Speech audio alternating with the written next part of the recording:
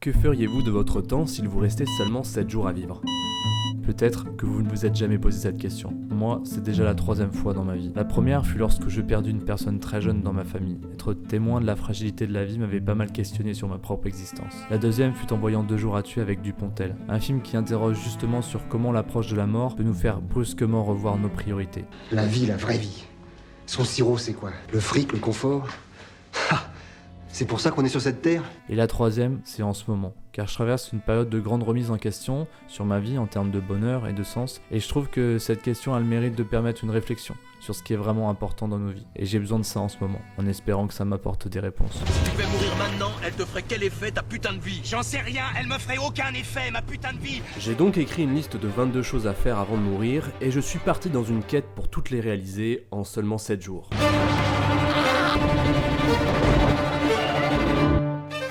Et si je mangeais le piment le plus fort du monde ? Bon, ce que j'avais pas anticipé, c'est que ça serait pas si facile que ça. J'allais avoir 3 ennemis, le temps, l'argent et la peau. J'appelle la police.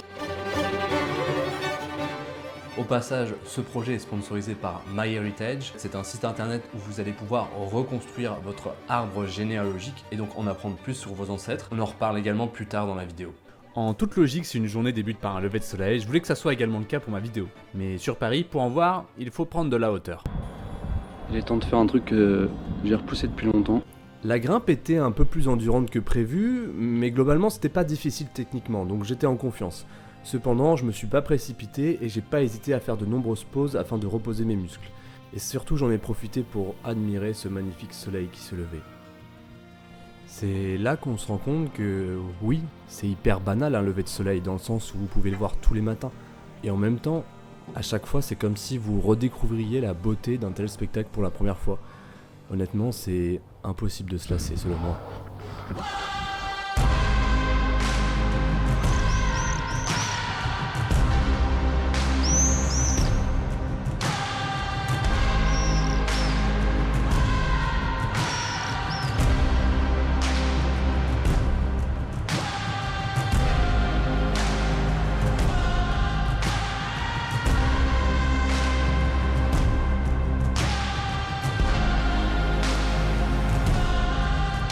Alors toute cette grimpe se passait à merveille, jusqu'à un petit imprévu arrivé au sommet. Surprise, motherfucker. Bonjour. Je suis venu grimper la tour. Ok, j'appelle la police. Ça marche. Et voilà, la tour a été grimpée. Moi j'étais tellement surpris que j'ai même pas pris le temps de profiter du lever de soleil, vraiment de m'arrêter, de souffler. Non, je suis reparti direct. Comme ça peut se comprendre, j'avais pas du tout envie de passer ce début de vidéo en garde à vue, donc j'ai essayé de descendre le plus vite possible tout en étant en sécurité. J'ai tout refait à l'envers, mais franchement c'était bien plus flippant et stressant. Mais bon, voilà, c'était ça ou se faire arrêter. Freeze, bitch.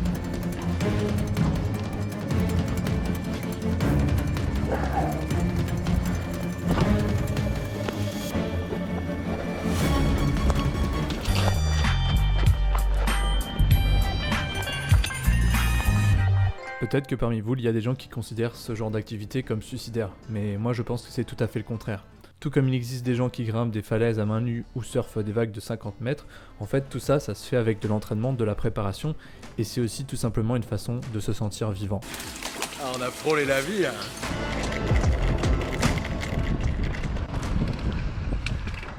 Bon, j'en profite d'être levé aussitôt pour aller faire une des activités que je préfère le plus au monde, c'est écouter le chant des oiseaux et tenter de faire des jolies photos.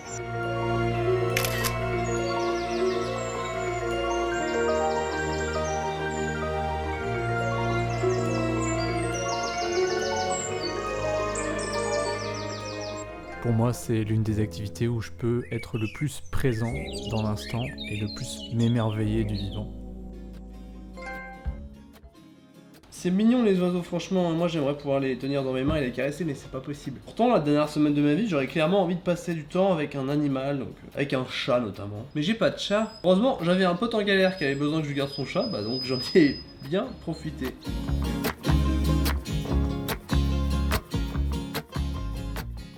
D'ailleurs, en parlant de chats, ils retombent toujours sur leurs pattes quand ils font une chute. Mais qu'en est-il de nous, les êtres humains? Qu'est-ce qui se passe quand on chute depuis un avion? Du coup, ce matin, je me suis levé et je me suis dit, bah, si te reste une semaine à vivre, t'as envie de faire des trucs extrêmes. Et du coup, je suis pas seul parce que j'ai proposé à une abonnée et son copain. Je commence un petit peu à offrir des opportunités de participer à mes aventures. Voilà, donc n'hésitez pas à me suivre. Comment on se sent avant son premier saut en parachute là? Ah là, la pression commence un petit peu à monter. Bah là ça va, je réalise pas trop encore. L'instructeur qui va faire une blague, si jamais le parachute s'ouvre pas, paniquez pas.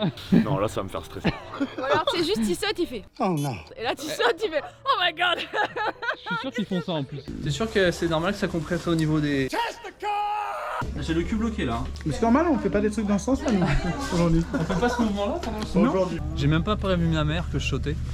Bah vaut mieux pas, parce que maman elle va stresser, c'est bon. Le truc que j'avais pas précisé, c'est que j'ai le mal de l'avion. La dernière fois que je suis monté dans un petit coucou comme ça, c'était à Nazca au-dessus des géoglyphes et j'ai tout raté à cause d'un vomi continu.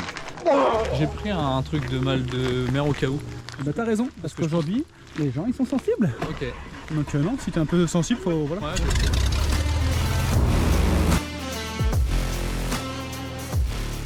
Je sais pas pourquoi je fais ça. Oh non. Ah ouais.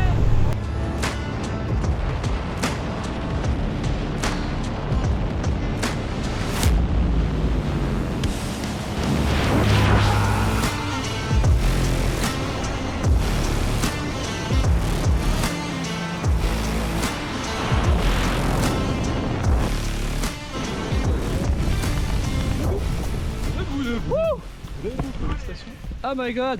J'ai l'impression d'être un mollusque. T'es un petit peu énervé en fin de semaine, tu sautes, ça va mieux hein? Bah c'était ouf. Merci à toi. Félicitations. C'est l'orgasme quoi, c'est libérateur. Après t'es genre oh tout va bien, je suis en vie. Là t'as envie de recommencer direct. J'avais un peu envie de vomir par contre à la fin, ça c'était sûr. Là on t'a vu atterrir, ça calme. Hein. En vrai vous allez voir, tant que la porte n'est pas ouverte ça... Ouais ça va. Bah tu dis t'es dans un avion. Oui quoi. voilà. Tu réalises pas. Dès qu'il ouvre la porte, Dès qu'il ouvre la porte tu fais... Oh non. C'est marrant mais derrière toutes nos peurs se cachent souvent les trucs les plus jouissifs, les plus importants de notre vie. Des trucs qu'on doit vraiment faire en fait. Ça vaut pour les peurs du quotidien. Oser aller faire une nouvelle activité, oser sortir de sa zone de confort. That when it feels scary to jump, Ian, that is exactly when you jump. Otherwise, you end up staying in the same place your whole life. C'est ouf, c'est ouf, c'est ouf, c'est ouf. Bon, je crois que ça se voit un peu quand même sur cette image que j'ai été un petit peu chamboulé, hein. Le sang a quitté ma face. D'ailleurs, en parlant de sang, et il y a un truc que j'ai jamais fait, c'est donner mon sang. Donc là, on va aller faire ça aujourd'hui. Et c'était parti pour 10 minutes à se faire pomper le sang par un vampire robotique. Donner son sang, c'est hyper facile et en plus, c'est très utile puisque 1 million de personnes sont soignées chaque année en France grâce à ces dons pour des maladies du sang, des cancers, des interventions chirurgicales ou encore d'autres transfusions médicales. En gros, on estime que pour un don de sang en 1 heure, on peut sauver 3 vies. Franchement, j'ai passé un grave bon moment, j'ai discuté de ma chaîne avec l'autre donneuse d'à côté et j'ai aussi demandé à l'infirmière ce qu'elle ferait s'il lui restait 7 jours à vivre et elle m'a répondu voir mes proches et sauter en parachute. Tiens donc. Bon après ce don du sang, forcément ils m'ont dit il faut bien manger sucré, il faut mettre de l'énergie, tout ça. Merci.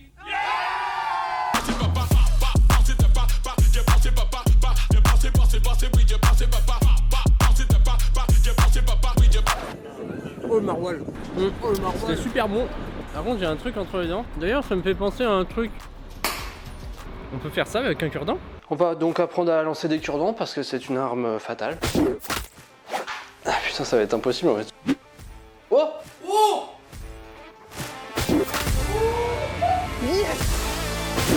Oui! Mais cet apprentissage, c'était aussi l'occasion pour moi de revenir sur tout ce que j'avais déjà accompli dans ma vie. D'ailleurs, tout ce que j'ai réussi dans ma vie, je l'ai noté dans un carnet parce que j'ai cette tendance à oublier souvent, à être très porté sur le futur et pas assez sur le passé dans le sens où je me rends pas vraiment compte de ce que j'ai déjà fait de bien en fait dans ma vie. C'est pour ça que souvent je suis insatisfait alors que quand je regarde ce carnet, je me dis mais le chemin parcouru est déjà incroyable. J'ai l'impression d'avoir passé 10 ans de ma vie à courir après des objectifs plus ou moins vains ou idéalisés par les réseaux sociaux. J'ai 30 ans. J'ai pas vraiment atteint tous ces objectifs, donc forcément je me dis est-ce que j'ai pas raté quelque chose? Est-ce que j'ai pas couru après ça au détriment de ma vie perso? À aucun moment je me suis dit peut-être un objectif de vie ce serait d'entretenir, d'avoir des bonnes relations amicales, amoureuses et de me concentrer aussi là-dessus. Je trouve ça dommage de voir uniquement ses accomplissements personnels à travers des exploits, des réussites financières ou matérielles ou de carrière. D'ailleurs, j'avais été particulièrement marqué par cette étude de Harvard menée sur 75 ans sur différentes familles pour découvrir quelle était la recette du bonheur, et leur conclusion c'était que les gens les plus heureux à la fin de leur vie étaient ceux qui avaient réussi à construire des relations amoureuses, amicales et familiales de qualité. A l'inverse, les gens qui avaient réussi leur carrière, qui étaient très riches, qui avaient beaucoup de biens, mais qui étaient assez seuls et avaient des relations assez pauvres, étaient les plus malheureux. The thing that matters are others, way beyond yourself. Self goes away. Ego, bye-bye.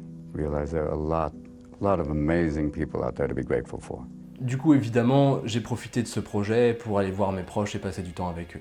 C'est vrai que j'ai pas été le fils ou le frère le plus disponible ces dernières années, mais je pense que là, maintenant, j'ai envie de vivre différemment et d'être plus présent pour tout le monde. Et j'ai du coup profité aussi d'aller les voir pour simplement leur dire que je les aimais et puis les remercier aussi pour tout. En revenant chez moi et après avoir discuté de pas mal de choses, j'avais pas mal de questions finalement sur mes origines et mon passé, et j'avais envie de creuser un petit peu ça. Je me suis donc inscrit sur MyHeritage, le partenaire de cette vidéo, et c'est le premier service mondial de recherche sur l'histoire familiale. J'ai donc appelé mon père et ma mère pour avoir le maximum d'infos pour commencer à remplir mon arbre généalogique, mais forcément au bout d'un moment, j'avais pas assez d'infos. Et c'est là que le site a démontré toute sa puissance. En fait, grâce à ses 18 milliards de documents historiques et 90 millions d'utilisateurs, l'algorithme du site a comblé d'innombrables liens et informations manquantes. Et à chaque fois que ça arrive, t'as une sorte de petite libération de dopamine et t'as envie d'en savoir plus. Moi j'ai pas réussi à décrocher, j'ai foncé dans la recherche. En plus c'est super simple à utiliser, donc en vrai c'est assez limpide. Résultat, moi j'ai recensé 494 personnes dans mes ancêtres et j'ai réussi à remonter sur certaines lignées jusqu'à 1570. En fait c'est une vraie machine à remonter le temps. Et en plus de ça, moi j'ai eu plein de moments où j'ai été un peu estomaqué ou juste interloqué d'apprendre des choses. Par exemple, j'ai un arrière-grand-oncle qui a fait la Première Guerre mondiale et il a survécu 24 jours. Et ça m'a un petit peu marqué, quoi, ça m'a touché, quoi. C'est juste dingue de se dire qu'on a des ascendants qui ont connu la guillotine, la Révolution française, le nazisme, etc. Grâce au site, j'ai aussi pu avoir par exemple les métiers de mes ancêtres. Moi par exemple, je suis issu d'une longue lignée de paysans du côté de mon père, par exemple. Et si on regarde les régions, les origines de mes ancêtres, j'ai clairement des racines gauloises, peut-être viking parce que j'ai du sang breton, et aussi slave du côté maternel. Le dernier atout fun du site, c'est qu'on peut recoloriser de vieilles photos que l'on a dans ses albums et même les animer. Bref, je suis vraiment content de ce partenariat parce que c'est une vraie belle découverte pour moi ce site, je trouve ça vraiment passionnant. Je vous invite donc à vous inscrire et à bénéficier des 14 jours d'essai et de découvrir toutes les fonctionnalités de MyHeritage. Et si vous décidez ensuite de poursuivre votre abonnement, vous bénéficierez d'une réduction de 50% avec le lien qui est dans la description. Bon, sinon vous connaissez le dicton qu'on dit qu'on ne choisit pas forcément sa famille, mais on peut choisir ses amis. Et forcément, moi j'avais envie de passer un moment avec eux et un moment bien fun. Donc là, je me suis dit, on va faire une activité entre potes. Un truc que j'ai toujours voulu faire, c'est l'archery tag. On est à No Limit Adventure. Et donc c'est tout simplement du tir à l'arc, mais avec des embouts en plastique, donc tu te fais pas mal. Allez, on teste. Attends, ouais, c'est bon. Et sinon, du coup, là, vous allez découvrir une nouvelle facette de ma personnalité. C'est la facette de Guillaume quand il joue. Alors, je suis très mauvais joueur. Je suis Matrix. Ah putain. Ah, touché. Non. Ah non. Ne pas toucher. Je n'ai pas touché. Et je suis très excessif, comme Michael Scott dans The Office. Ah, Guillaume. Putain, j'arrive pas à la mettre. Ça trop de she said. Faites attention quand vous vous déplacez, on est en forêt, regardez bien, vous mettez les pieds. Ah ouais, mais... Hey, qui veut se mettre avec moi?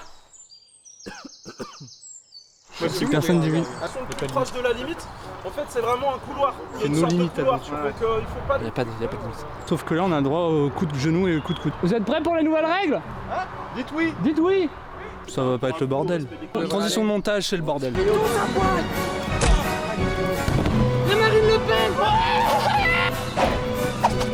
Pour Sartrouville.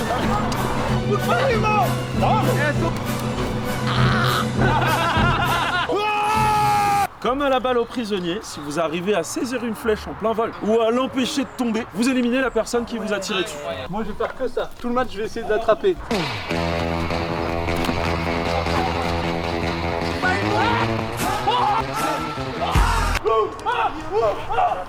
Stop it.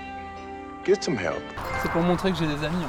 Merci d'être venu gratuitement alors qu'elle n'est pas vraiment amie. 50 € pour la prestation. Qu'est-ce qu'on dit? Merci d'être toi. C'est Jackie et Michel. Merci Jackie et Michel.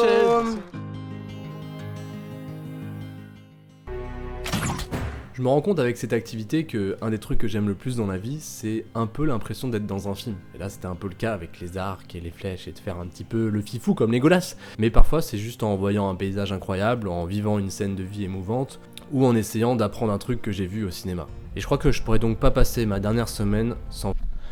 Et ben nous voilà pour ma dernière séance. Comme vous voyez, il y a du monde. Allez, maintenant ça part en enregistrement illégal d'un film pendant 2 heures, parce que j'adore faire ça. Et même si le cinéma est pour moi un des médias les plus forts, je trouve que les plus grandes histoires sont souvent dans les romans ou les mangas, car dans le dessin il n'y a pas forcément de limite, et dans le roman, le film se fait dans votre tête et c'est encore plus incroyable.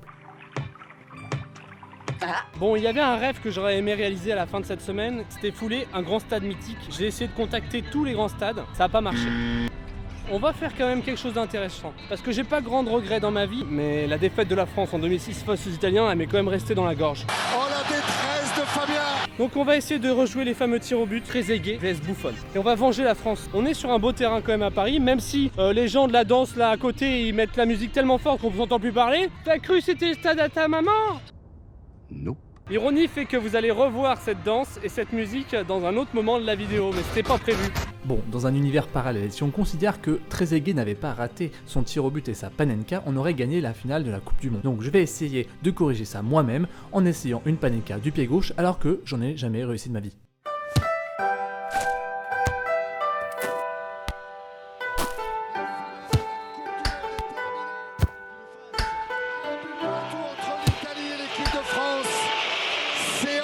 Tir au but. Chose du tout, hein. C'est parti, la panenka. Est-ce qu'elle est dedans? Elle est pas dedans. Oui, elle est dedans. Oui, elle est dedans. Oui, elle est dedans. Quel incroyable geste. Bon, ma dernière semaine est bientôt terminée. J'ai encore plein de trucs à vous montrer, donc on va essayer de se presser.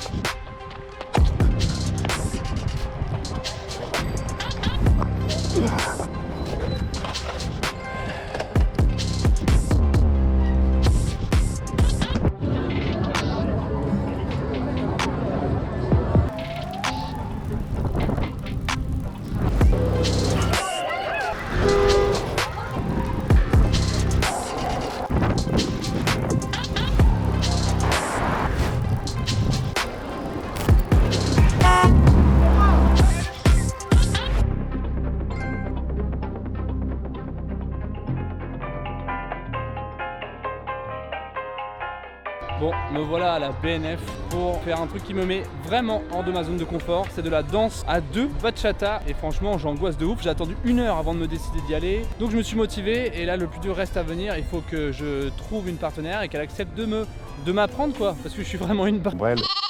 Donc là vraiment si c'était ma dernière semaine sur Terre, je ferais un truc comme ça parce que je m'empêche de le faire, parce que je le repousse, parce que c'est jamais le bon moment. Donc là j'ai pas le choix quoi, faut que je fasse ce cours et je sais qu'après je serai content, mais là maintenant, juste j'angoisse quoi.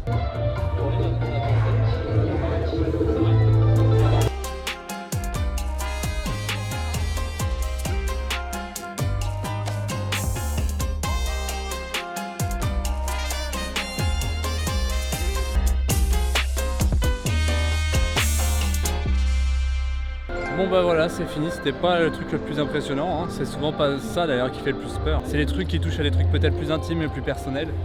Donc là ça a pas duré longtemps et de toute façon j'étais trop nul. On n'a pas fait grand chose mais bon voilà, j'ai dépassé ma peur et il faudra que je m'y remette.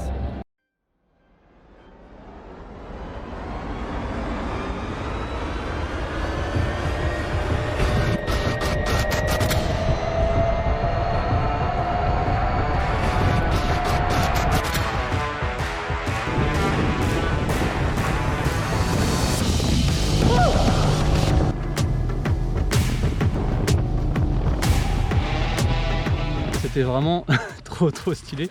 Je m'attendais pas à avoir des sensations comme ça en fait. Et c'est particulier jet ski parce que en fait t'as pas de frein et du coup en fait c'est tout le temps de l'accélération, donc faut pas avoir peur d'être tout le temps en train d'accélérer, et c'est ça au début la petite appréhension que j'avais. Puis finalement au bout de quelques minutes c'était assez limpide. J'ai pris un peu d'eau, franchement je suis grave content. Si vous êtes dans le coin de Saint-Pia, vous pouvez du coup y aller, c'est vraiment top, vraiment c'est vraiment joli, et puis il y a plein d'oiseaux, vous savez moi j'adore ça.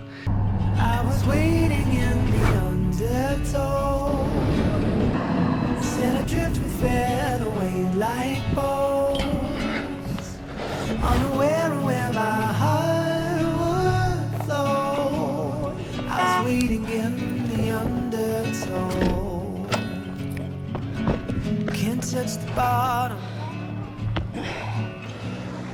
sit into a tumble,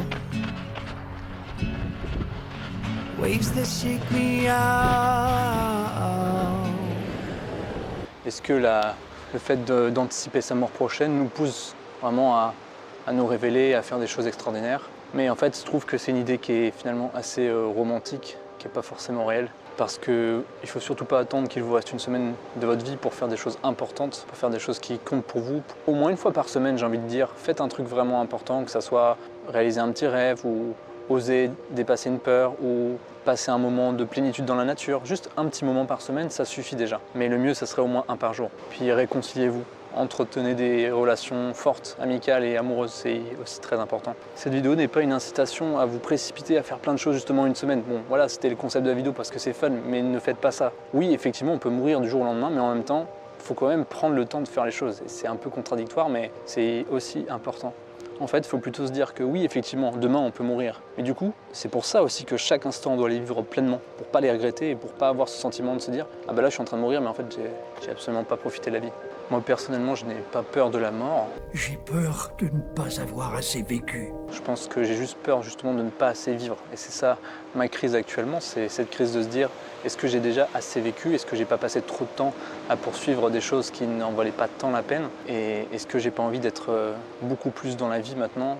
Arrête de chercher à tout contrôler, laisse faire les choses! Moi je suis dans une phase de ma vie où j'ai besoin de perdre le contrôle, de rebattre les cartes, de tout remettre à zéro pour repartir sur quelque chose de beaucoup plus sain et beaucoup plus heureux. Moi aujourd'hui j'ai trouvé une voie qui peut me plaire, c'est celle de passer mon temps à apprendre, à découvrir, à explorer, mais pas à le faire que pour YouTube, à le faire pour moi-même aussi. C'est aussi faire en sorte d'arrêter le temps, d'écouter un chant d'oiseau, de regarder le coucher de soleil, de ce genre de choses. Caresser un chat ou encore regarder dans les yeux la personne que vous aimez. Moi je me suis souvent coupé de ça par rapport à la pression de réussir, par rapport à cet idéal qu'on se fixe, et finalement c'est bien mais pas tellement que ça en fait, faut être équilibré. En gros, faut pas trop tomber dans tout ce qui est l'ego. L'ego c'est tout ce qui va vous pousser à vouloir réussir, être beau sur Instagram, etc. Donc des choses qui vous écartent un peu de vous-même et qui vous écartent justement de ce genre de choses. Je pense que moi j'ai pas encore trouvé toutes mes réponses, mais en tout cas je sais qu'aujourd'hui, là ce que j'ai fait dans cette vidéo, c'est des choses que j'ai envie de faire plus souvent, vraiment. Du coup, le sens de la vie, qu'est-ce que c'est? Moi je sais pas si j'ai encore une réponse. Je pense qu'il y a deux choix, soit vraiment se donner un sens en se disant moi je fais cette chose-là pour atteindre ça, ou se dire qu'il n'y a pas forcément de sens et que tout ce qu'il faut faire c'est juste être et profiter de chaque instant qui passe. C'est aussi bête que ça, c'est aussi basique que ça en fait. The meaning of life. I'll do it in 5 words. Enjoying the passage of time. That's it. It's enjoying the passage of time. Finalement, on pourrait considérer qu'on meurt le jour où justement on arrête de prêter attention aux vivants. C'est vraiment là, la vraie mort finalement, la mort spirituelle. Donc ne faites pas comme moi, n'oubliez pas de vivre, comme dirait Johnny. Mais en tout cas, moi je crois que mon temps est écoulé.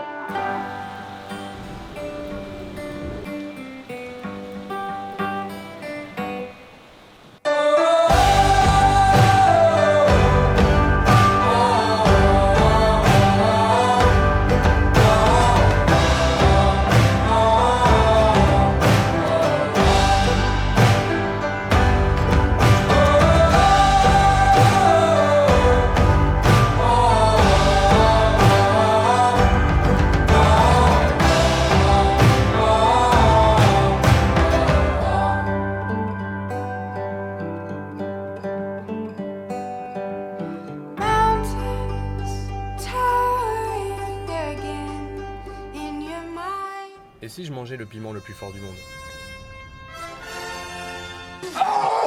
Non. Si cette vidéo dépasse 1 million de vues, je mangerai ce piment.